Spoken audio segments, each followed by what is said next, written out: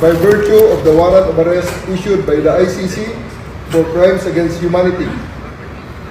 Sir, you have the right to remain silent. You have the right for counsel of your choice. Anything you say may be used for and against you in a court of law. And I want to ask you, sir, if you understand these rights. Of course, coming from you, it's very clear.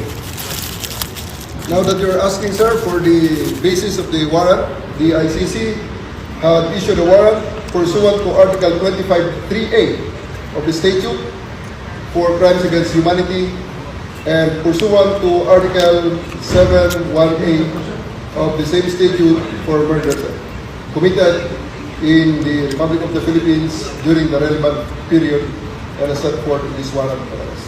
Must be murderers, hindi lang isa.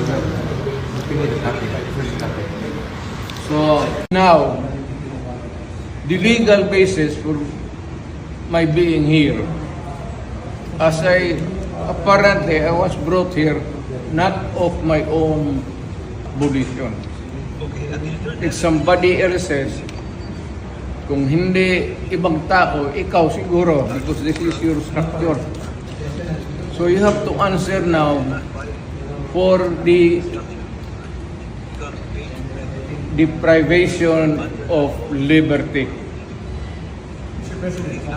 Kung general naman kayo, alam mo ba na hindi man lang siya na-serve kung anong kaso kung sinacharge sa kanya ngayon? Hindi niya alam. No? Kahit na PI man lang. Alam mo, ang charge sa kanya nasa dyaryo na. No?